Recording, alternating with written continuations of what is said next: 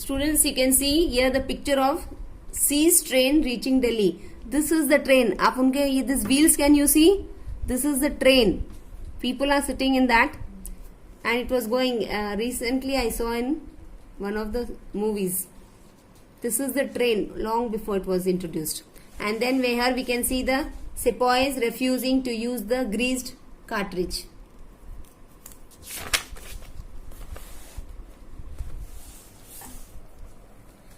Sepoys were under the impression that it was done purposely to derogate them. The sepoys refused to use the cartridge. Hence, on 29th March 1857, a young soldier called Mangal Pandey at Bakrapur in Bengal openly revolted against the British. You can see the picture of Mangal Pandey here. The outbreak of the revolt. The sepoys declared an open revolt at Meerut and were imprisoned and put behind the bars. On hearing this, other sepoys flocked into the prisons, released the imprisoned sepoys, killed some European officers and marched towards Delhi. In Delhi, ironically, not a single British regiment was stationed at that time. So the sepoys had no problem in capturing Delhi. After capturing Delhi, they proclaimed the old Mughal nominal ruler Bahadur Shah Zafar as the emperor of Hindustan and leader of the revolt. Spread of the revolt. Soon the rebellion spread to the different parts of the northern and central India. The important centers were Bareilly, Kanpur, Lucknow, Banaras and some parts of Bihar. However, princely states like Hyderabad, Gwalior, Bhopal showed utmost loyalty to the British by helping them in every respect. The Sikhs also remained loyal to the British. In spite of all these oppositions, the revolt began to spread. Not only the troops but also the ordinary people like peasants and artisans also joined this revolt. In this way, slowly the revolt was continuing and spreading. In Kanpur, the revolt was led by Nana Saheb, the adopted son of the last Peshwa, Bajirao II. Nana Saheb, who was not happy with the British because he was denied the pension received by his father, he declared himself Peshwa and with the help of Azimullah and Tatya Tope, who were great soldiers, attacked the British.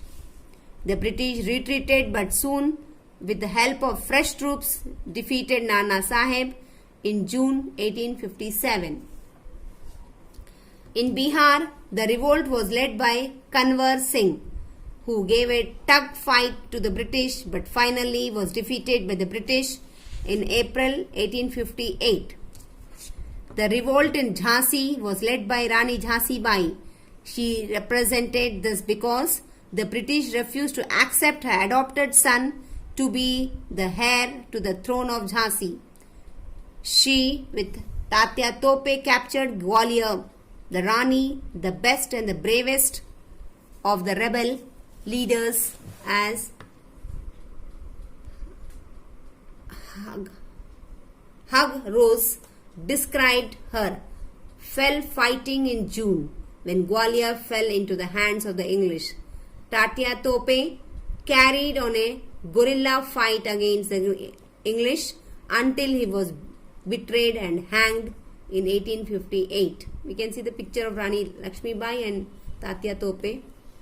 Nana Saheb was driven into jungles of Nepal, where he died in 1859.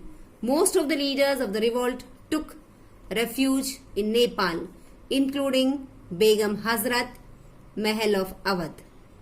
Students, in this way, the revolt was continuing by different people in different places, but they were struggling a lot. But after a long time of the fight, at last they died. Students, with this I will stop the lesson. We have seen I will tell you in brief what we have read about the revolt of 1857. First, we studied about that in 1757 Battle of Plassey was the first revolt against Britishers by the Indians. And then now we are talking about the revolt of 1857. What are the causes of revolt of 1857?